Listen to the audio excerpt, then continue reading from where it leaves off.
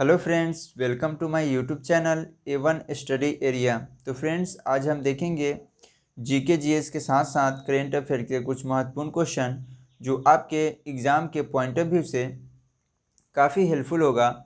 और ये selected question है, तो आप अंत तक वीडियो को ज़रूर देखिएगा। अगर आप चैनल पर नए हैं तो चैनल को सब्सक्राइब कर लीजिएगा, बेल आइकन ज़रूर दबाइएगा, जिससे सभी वीडियो का नोटिफिकेशन जो है वो आपको सबसे पहले मिल सके। तो चलिए बिना टाइम वेस्ट किए हुए वीडियो को स्टार्ट करते हैं। फर्स्ट क्वेश्चन है कि 72वें गणतंत्र दिवस के अवसर पर किस देश के राष्ट्रपति को अतिथि के रूप में आमंत्रित किया गया है। ऑप्शन ए है Suriname, option B Australia, option C Sri Lanka, option D France. तो 72वें जो गणतंत्र दिवस है उसके अवसर पर, जैसा कि आपको मालूम भी होगा, प्रधानमंत्री जो है वो सूरीनाम के राष्ट्रपति, यानी कि ऑप्शन नंबर ए, ठीक है, ऑप्शन नंबर ए हो जाएगा इस क्वेश्चन का सही आंसर। और वो राष्ट्रपति कौन थे, तो उनका नाम था चंद्रिका प्रसाद संतोखी।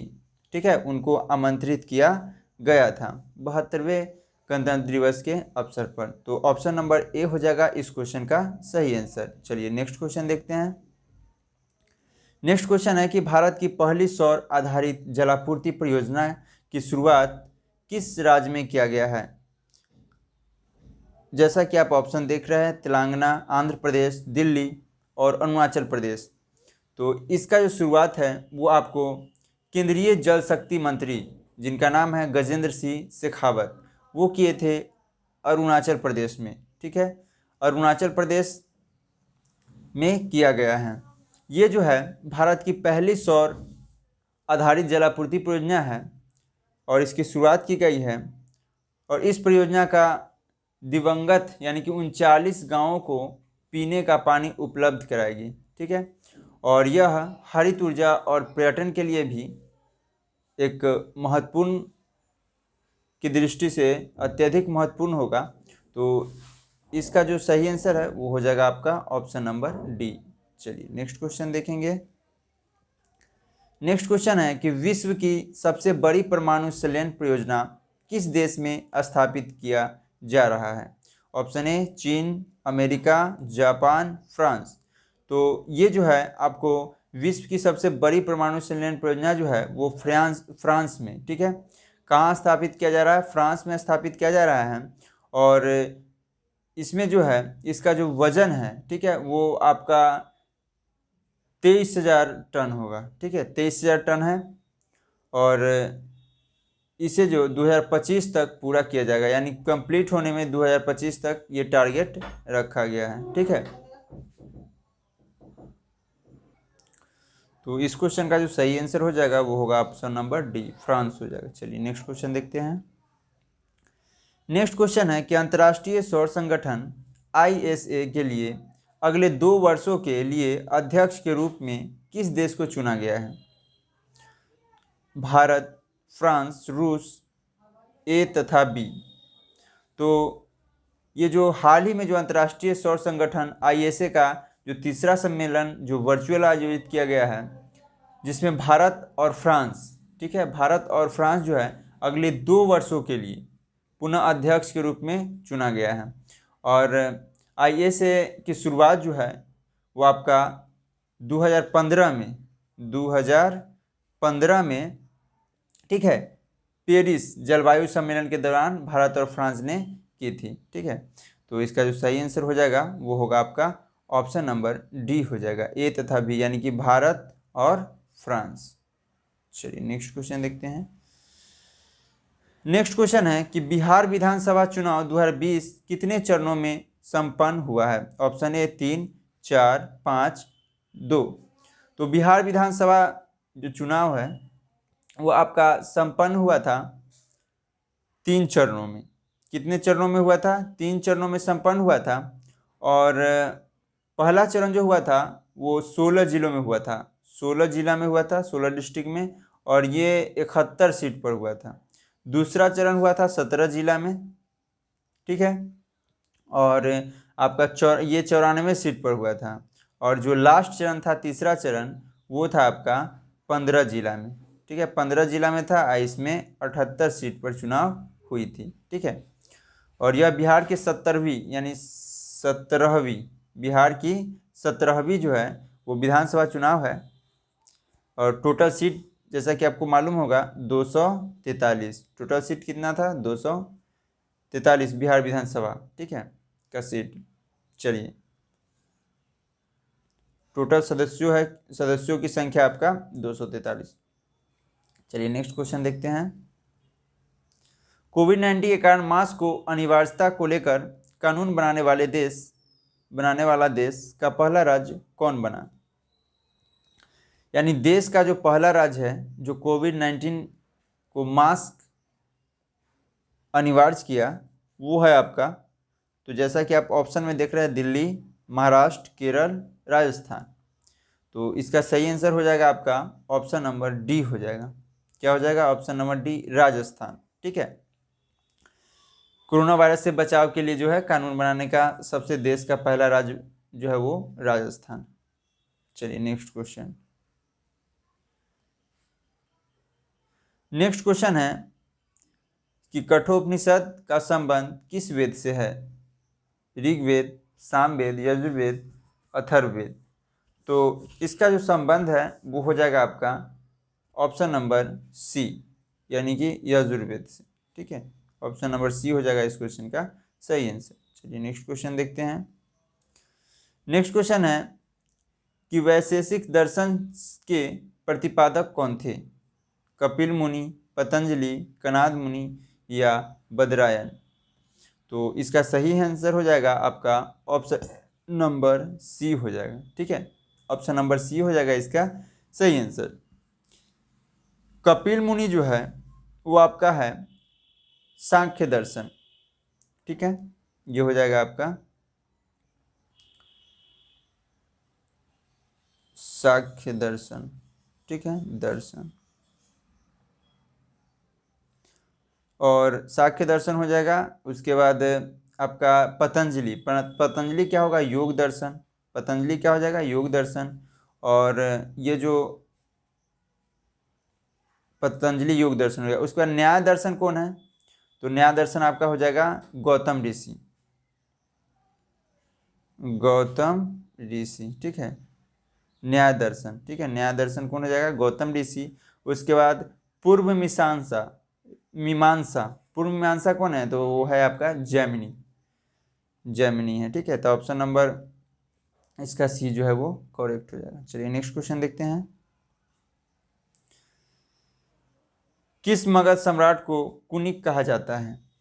किस मगध सम्राट को कुनिक कहा जाता है? बिंबिसार, अजातशत्रु, अशोक या उपरोक्त में से कोई नहीं।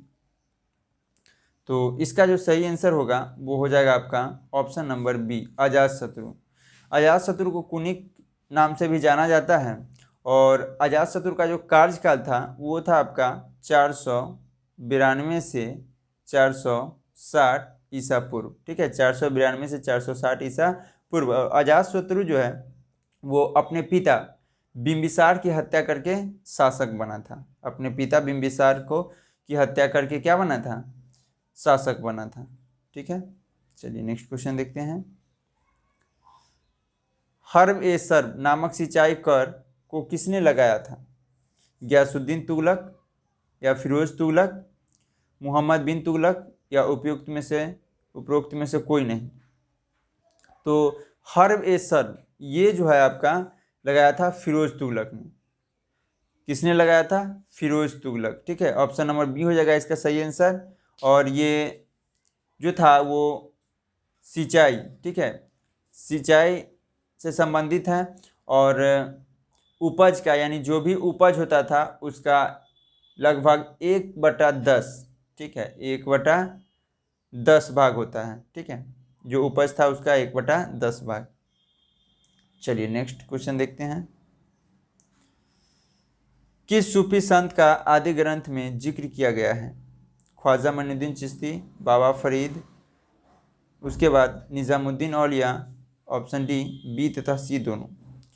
तो ये जो सूफी संत यानी कि ये प्रसिद्ध सूफी संत बाबा फरीद जो है वो गुरु नानक उनसे काफ़ी प्रभावित थे, यानी कि आपका ऑप्शन नंबर बी। ठीक है, तो गुरु नानक जो है वो काफ़ी प्रभावित थे और बाबा फरीद का जिक्र जो है वो आदि ग्रंथ, ठीक है, आदि ग्रंथ में किया गया है और उनके शिक्षाओं का भी जो है वो उसमें संकलन किया गया है आदि ग्रंथ में। तो ऑप्शन नंबर बी हो जाएगा इस क्वेश्चन का सही आंसर। अगला क्वेश्चन है कि किस युद्ध को जीतने के बाद बाबर ने गाजी की उपाधि ग्रहण की थी? प्रथम पानीपत युद्ध, चंदेरी का युद्ध, घाघरा का युद्ध, खानवा का युद्ध। तो खानवा का युद्ध जैसा कि आप जानते हैं कि खानवा का युद्ध जो है वो 17 मार्च 1527, 17 मार्च, ठीक है, 1527 ईस्वी को बाबर, ठीक है, बाबर और मेवाड़ के जो शासक थे राणा सांगा उसके बीच हुआ था। और इस युद्ध में जो है वो बाबर क्या होता है, विजय होता है और जैसी विजय होता है तो इसने क्या करता है, गाजी की उपाधि धारण कर लेता है। ठीक है, तो इसका ऑप्शन नंबर जो है वो डी सही हो जाएगा, खानवा का युद्ध, खानवा का युद्ध, ठीक है, 17 मार्च 1527 ईस्वी। चलिए नेक्स्ट क्वेश्चन देखते हैं। किस मुगल शासक को अंग्रेजों ने रंगून निर्वासित किया था? किस मुगल शासक को अंग्रेजों ने रंगून निर्वासित किया था? अकबर द्वितीय, अहमद शाह, बहादुर शाह द्वितीय या शाहजहां? तो इसका शाहजहां नहीं, ये है आपका जहादर शाह। ठीक है, तो इसका जो सही आंसर हो जाएगा वो होगा आपका सी हो जाएगा। कौन हो जाएगा? सी हो जाएगा, बहादुर शाह द्वितीय।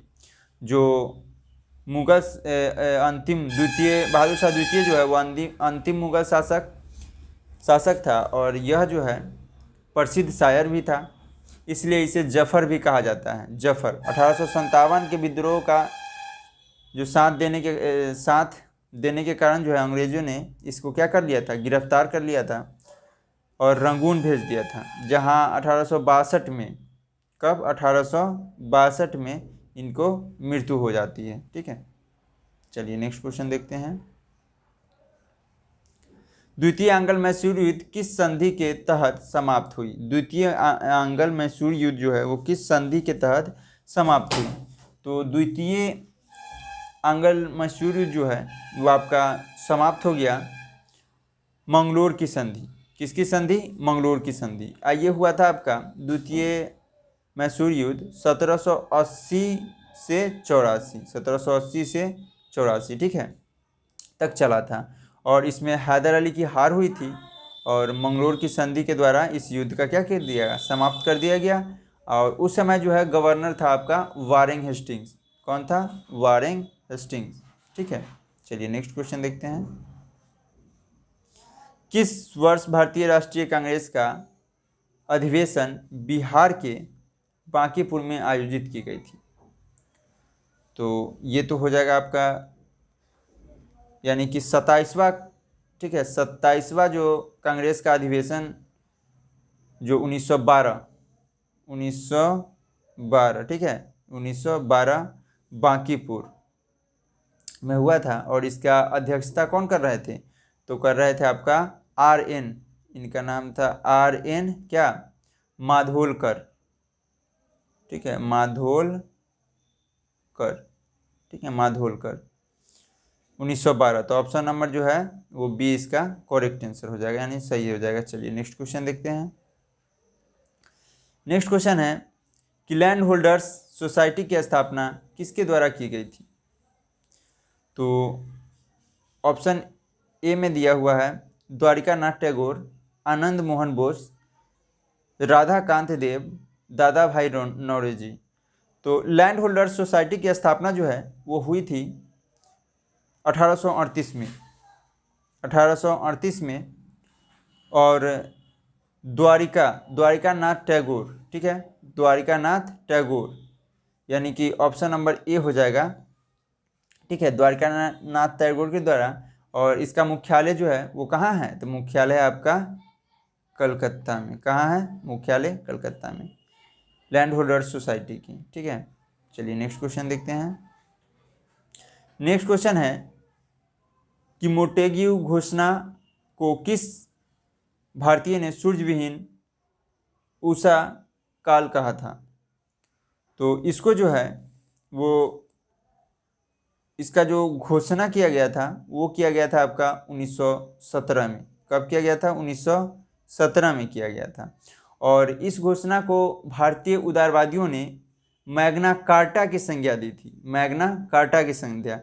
लेकिन बाल गंगाधर तिलक ने इसको सूर्यविहीन, किसने कहा था, बाल गंगाधर तिलक ने कहा था। यानी कि ऑप्शन नंबर ए इसका सही हो जाएगा।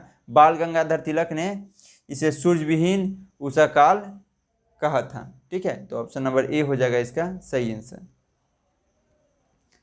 1937 के प्रांतीय चुनाव में कांग्रेस पार्टी का चुनाव चिन्ह क्या था। पंजा, पीला बक्सा, उगता सूरज या चरखा। तो आपको बता दें कि 1937 में, कब, 1937 में। ठीक है, यानी ये चुनाव 1937 में हुआ था, जो जिसका चुनाव चिन्ह था क्या मालूम है, पीला बक्सा। यानी कि ऑप्शन नंबर बी होगा इसका सही आंसर, पीला बक्सा। ठीक है, चुनाव चिन्ह था। और ये 5 प्रांतों में पूर्ण बहुमत भी मिला था। जैसे आपको बता दें, पंजाब हो गया, सिंध हो गया, उसके बाद बंगाल। ठीक है, यहाँ जो है वो आपका पूर्ण बहुमत, यानी कि बहुमत यहाँ नहीं मिल पाया था, लेकिन कुछ 5 प्रांतों में जो था वहाँ पर हुआ था। तो ये हुआ था आपका 1937 प्रांतीय चुनाव में। ठीक है, चलिए अब नेक्स्ट क्वेश्चन देखते हैं।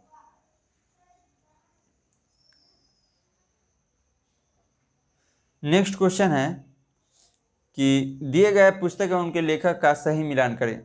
आनंद मठ। ठीक है, तो आनंद मठ के रचयिता कौन है, बंकिम चंद्र चटर्जी। यानी कि ए का हो जाएगा 4। ठीक है, ए का 4। तो देख लीजिए ए का 4 सब में है। उसके बाद दूसरा देखिए, दूसरा है आपका अभ्युदय। तो इसका हो जाएगा कौन, मदन मोहन मालवीय। तो 2 का हो जाएगा आपका, यानी कि बी का 3 हो गया। उसके बाद ब्रोकन विंग। तो ब्रोकन विंग का हो जाएगा सरोजनी नायडू। यानी कि सी के हो जाएगा 2, सी के 2 हो गया। तो ए का 4, बी का 3, ए का 4, बी का 3 और सी का 2। यानी कि ऑप्शन नंबर सी जो है इसका सही हो जाएगा। ठीक है, ऑप्शन नंबर सी हो जाएगा इसका सही। और बाकी जो बच गया इंडिया टुडे, तो वो हो गया क्या, रजनी पामदत्त। तो ऑप्शन नंबर सी हो जाएगा इसका सही आंसर। चलिए नेक्स्ट क्वेश्चन देखते हैं। नेक्स्ट क्वेश्चन है कि रेशमी रुमाल षड्यंत्र किससे संबंधित है, मौलवी अब्दुल्ला या मौलवी उबैदुल्ला सिंधी, मौलाना बशीर या खुदा बख्शी। तो रेशमी रुमाल ये है आपका संबंधित किससे, मौलवी अब्दुल्ला सिंधी से, मौलवी अब्दुल्ला सिंधी से। यानी कि आपका ऑप्शन नंबर बी हो जाएगा इसका सही आंसर, ऑप्शन नंबर बी हो जाएगा सही आंसर। ठीक है,